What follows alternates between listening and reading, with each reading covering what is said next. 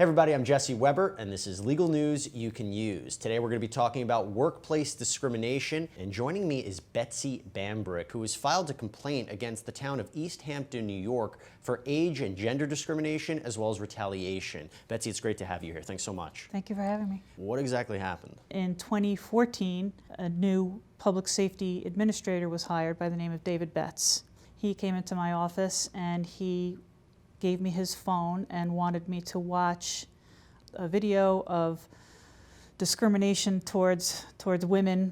Figured that he was letting me know how he felt about having a woman, as the director of code enforcement. He would make comments about my appearance and especially about my hair frequently. I just figured, this is the way he is with women, and I'm just gonna have to suck it up and deal with it. He took a liking to a young woman that was hired, and he was making the comparison that me being old and her being young and new, that he was going to replace the old with the new. Not only am I getting nowhere, the retaliation was instant.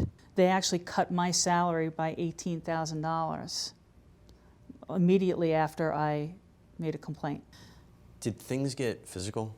It escalated to the point where she was trying to push me out of the office into another office.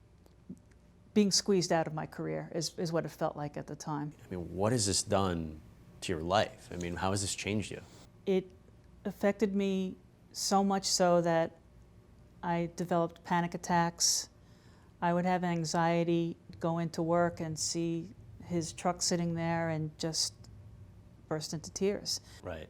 Maybe, but if they could do it to you, they could do it to anybody. And that's why we're happy that you're here, that you're telling this story.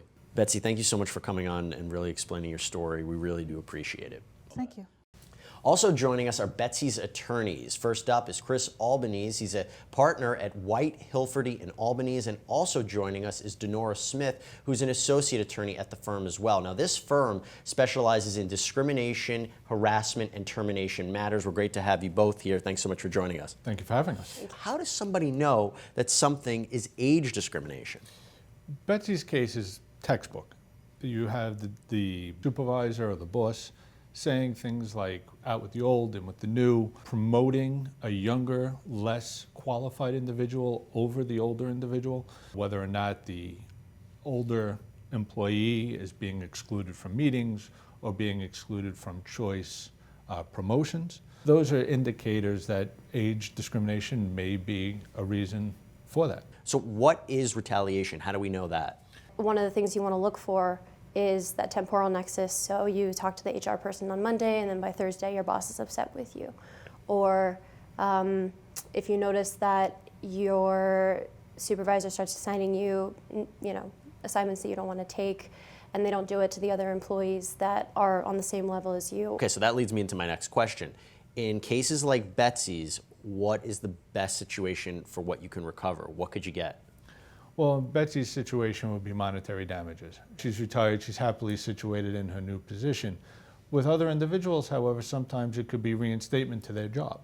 And I'm assuming for the more egregious cases where the harassment or the discrimination is really bad, you can get even more severe damages. Yes, there's emotional damages, financial damages, and these could escalate depending on the loss, the economic loss, or the emotional damages. But that also increases with the state court action and the federal court action. Chris Albanese, Denora Smith from White, Hilferty & Albanese, we really appreciate you coming on and breaking down what could be a really complicated situation for all of us and all of our viewers. Thank you for having us. We enjoyed being here. Thank you. Of course. For more legal news you can use, go to lawandcrime.com.